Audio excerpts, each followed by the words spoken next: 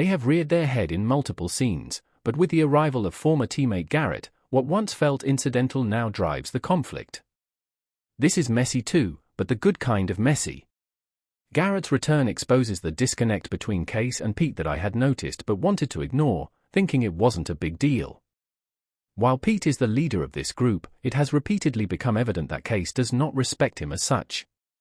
He breaks protocol, manipulates, or snaps at Pete as if they share the same rank. And with Garrett, it is hinted that something happened in the SEALs that they covered up. It was so bad that another team member lost their life, and Garrett suffers PTSD from that whole affair. Tensions between Kayce and Pete flare up this hour, and they threaten to explode if the universe keeps revisiting that thread. I hope the universe revisits that thread because that's the kind of juicy drama Marshals should lean into, not secret and not so secret office romances. The case this hour is also quite interesting because it leans into atypical procedural storytelling that is becoming more common at CBS. Most procedurals introduce cases and resolve them neatly in one episode, and it can feel anticlimactic and repetitive. Breaking down cases into 2 or more episodes allows the show to explore the nuances and twists without worrying about time constraints. Also, it's much easier to get invested in a show when it surprises you, and Randall's return was a major surprise. But after that exchange with Kayce in Marshals Season 1 Episode 3, I see why he would hold a grudge after the verbal lashing Kayce handed out. Randall shows up with a vendetta he's willing to do anything for, including kidnapping a U.S. Marshal. And Michael Kudlitz's delivery of that creepy manifesto monologue was so chilling. However, the hour's true MVP is Riley Green, who, despite primarily being a music star, nails the character. His role is one of the most demanding I've ever seen singers get on procedurals, and he delivers.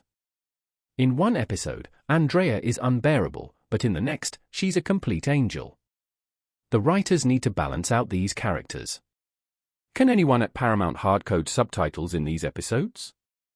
Garrett, Kayce, and Pete in the same scene sounds like a competition in who can be the least discernible. The three mummerers I call them. Everyone, support me here. Kayce and Andrea are Barbie and Cowboy, Miles and Belle are the backbenchers. According to Merriam-Webster, blowback is a noun defined as an unforeseen and unwanted effect, result, or set of repercussions. Episode 8 is meant to describe the resurfacing of a militia that feels slighted by Kayce and the Marshals. But it also reflects much of what the team is going through right now, as actions from the recent or distant past bring unintended consequences. It's a cleaner way of saying things get messy on multiple fronts. Messy can be good for the story, but it can also create unintended consequences for the show, and by the end of the first episode of this two-parter, Marshals is left with both the positive and negative outcomes of some of its creative decisions. Relationships between teammates are almost always a recipe for disaster because of the good old problem of complicating human connections. That's why I primarily object to romantic entanglement between co-workers, because it makes things too mangled. It's hard to tell where one begins and the other ends, and in high-stakes situations like the ones Marshals find themselves in, there is no time to untangle drama. So the fact that Pete and Belle kissed and that Miles is in a situationship with Pete's daughter creates a situation that is not good for the show. The consequences show up in the episode when Pete sends Cowboy and Barbie to the field and sticks the backbenchers behind the desk. They immediately think they're being punished for their recent actions, and honestly, one can't say Pete wasn't doing that, either consciously or subconsciously. It creates drama that could harm the show, as significant time will be spent addressing these friction points. Now that's even the best-case scenario because things can devolve and end up hurting the team. If matters reach that point, the writers can either go full soap opera or just ignore logic and brush everything under the carpet. In both scenarios, that's a terrible outcome for entertainment value. So part of me hopes that the kissing and dating will be resolved as soon as possible, and it'll be that crazy thing we recall in later seasons.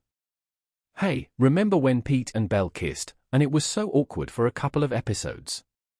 This team is already dealing with significant structural problems, it doesn't need more added. Some of those significant structural problems stem from Kayce and Pete's shared history with the SEALs. Last week, Marshals ended on a major cliffhanger, the show's first, to be continued, and this week they're back to live up to their promise, wrapping up the case of the 10 Broken Rock Reservation girls who have been trafficked, as well as a few more personal storylines for the team. For the last several weeks, mentions have been made about a ceremony honoring people from the reservation who have died, including Kayce's late wife Monica. This week, the time has finally come, and on the one-year anniversary of Monica's death.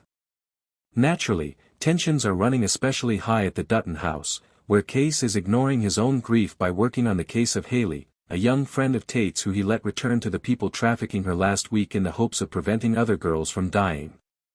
Tate believes that Monica's spirit led them to find Haley in the first place, and that getting her back would be a form of honoring Monica, so suffice to say he's none too pleased at his father's lack of progress.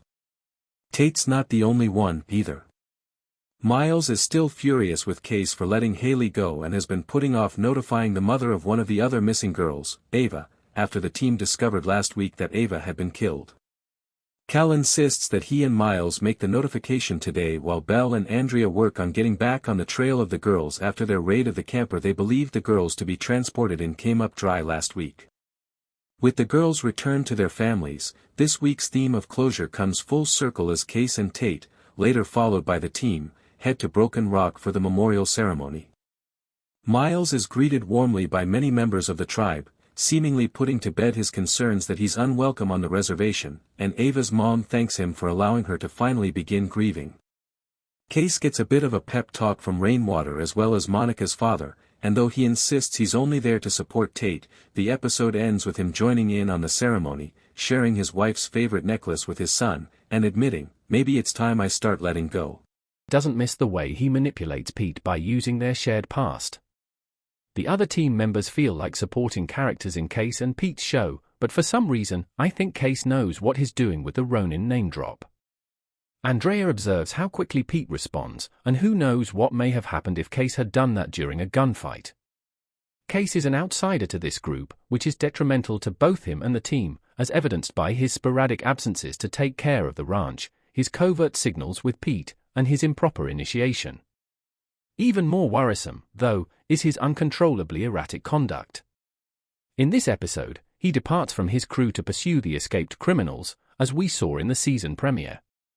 Television hero moments make the experience worthwhile, but when a character consistently defies authority or deviates from the plot, it becomes a major issue for everyone. Members of the team a chance to develop in more rounded ways, whether or not the characters will choose to follow through on them all remains to be seen. Here's what you missed on this week's episode. The primary plot of this week was divided among two cases. On one side, Harry, the head of the Marshals office, tasks most of the team with an investigation into one of their own, Kayce, of course.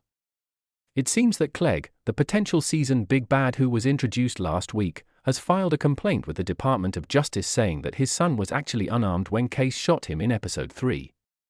As such, Kayce is benched. This will last approximately 30 seconds, while Andrea leads Belle and Miles in their own investigation of the shooting to try and get out in front of the DOJ inquiry. The team feels openly conflicted about this, with Belle and Miles clearly on Kayce's side, while Andrea is in the awkward position of having to choose her loyalties.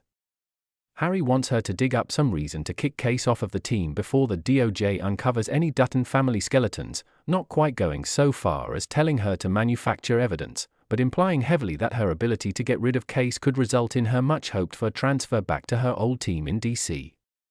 There's, frankly, a lot of run-around in this plotline as the team tries variously to track down any motive Kayce would have to kill Clegg's son. Clegg threatens to go to the press, an old Yellowstone plotline involving Tate's kidnapping is discussed, and Harry attempts to railroad Kayce on some very thin evidence, all of which I'm just going to hand-wave away for the moment as it ends up feeling like much ado about nothing. In the end, when the team manages to turn up some trail cameras that recorded a video proving that Kayce was in the right all along, convenient. Kayce's badge is saved. The team all feel bad for investigating him, even though it was literally their jobs. Harry is pissed off at Andrea, but Andrea feels the same way and warns him never to manipulate her like that again. On the other side of this week's plot are Kayce and Cal, who, truly 30 seconds after Harry tells Kayce he can't work cases, head out on a search and rescue operation with the Rangers.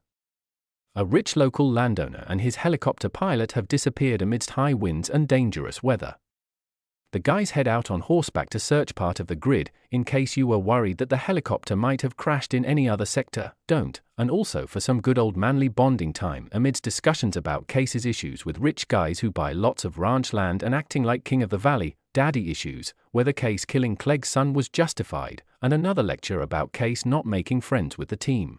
They managed to get held at gunpoint by a scruffy man who's living off the grid in the middle of the woods.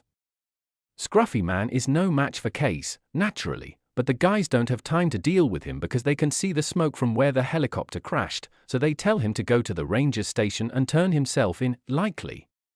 At the crash site, they find the rich rancher, Tom Weaver, injured, and his pilot near death. The weather is getting worse, so they're going to have to attempt to get both parties back to the ranger station by horseback, only no, actually, they won't because, to quote my notes, oh, dip. A bear. Despite how dramatic that seems, the bear is scared off in short order, though not before jostling the helicopter enough to exacerbate the pilot's injuries, resulting in the death. Kayce blames Weaver for having them out surveying land in the weather, but Weaver clearly feels guilty and they have a long talk about living in their father's shadows, so Kayce forgives him, daddy issues again. Calvin and Miles manage to get Weaver out safely, though not before Scruffy Man returns, shocking, to steal their supplies and try to shoot them. Kayce goes to visit Weaver in the hospital afterwards, where he provides him with some handy ranching information. Weaver insists on lending him some ranch hands as repayment for saving his life, and Weaver's beautiful blonde daughter, Dolly, visibly contemplates NSFW ways she could also show her gratitude, having apparently taken Cal's nagging about. Hanging out with the team to heart, Kayce joins them all at the bar, with Dolly. As Andrea says, I know what grateful looks like, and that's not how she's eyeing you. Saddle up, cowboy. In the final moments of the episode, Dolly corners Kayce up, gently teasing him about being introverted, and tries to cajole him into showing her what Montana has to offer. Kayce says, maybe. For the second week in a row, there's no Tate in the episode. There are a few fun character details in this episode that don't quite come to anything, but might be seeds for the future, including, Andrea went to law school, though she didn't graduate, Belle plays golf, and gambles on it, Miles ghosted a woman who also goes to their bar. Okay, not so much for Miles this episode. Easily the most interesting side tidbit of the episode came toward the end when Calvin reveals that Maddie, the bartender he's seemingly been trying to win over all season, is, in fact, his daughter. He took the placement on the team to be closer to her, but now she doesn't want anything to do with him because, well, he was a crappy father for 20 years. Fair enough. I realize this is entirely beside the point of the series, but the show keeps bringing it up and forcing me to think about it. Kayce says he has 300 pairs, that's 300 cows with calves, for those who weren't raised in cattle country. Weaver says he's going to lend Kayce some ranch hands to deal with said cattle. Kayce has previously said that Rip also got his some ranch hands. So where the heck are these ranch hands? Why are they never around? Why is this show forcing me to think about animal husbandry when it clearly just wants to run around the woods and shoot guns? And get out in front of the DOJ inquiry. The team feels openly conflicted about this, with Belle and Miles clearly on Kayce's side, while Andrea is in the awkward position of having to choose her loyalties. Harry wants her to dig up some reason to kick Kayce off of the team before the DOJ uncovers any Dutton family skeletons, not quite going so far as telling her to manufacture evidence, but implying heavily that her ability to get rid of Kayce could result in her much hoped for transfer back to her old team in DC. There's, frankly, a lot of runaround in this plotline as the team tries variously to track down any motive Kayce would have to kill Clegg's son. Clegg threatens to go to the press, an old Yellowstone plotline involving Tate's kidnapping is discussed, and Harry attempts to railroad Kayce on some very thin evidence, all of which I'm just going to hand-wave away for the moment as it ends up feeling like much ado about nothing. In the end, when the team manages to turn up some trail cameras that recorded a video proving that Kayce was in the right all along, convenient. Kayce's badge is saved. The team all feel bad for investigating him, even though it was literally their jobs. Harry is pissed off at Andrea, but Andrea feels the same way and warns him never to manipulate her like that again. On the other side of this week's plot are Kayce and Cal, who, truly 30 seconds after Harry tells Kayce he can't work cases, head out on a search and rescue operation with the Rangers. A rich local landowner and his helicopter pilot have disappeared amidst high winds and dangerous weather. The guys head out on horseback to search part of the grid, in case you were worried that the helicopter might have crashed in any other sector. Don't, and also for some good old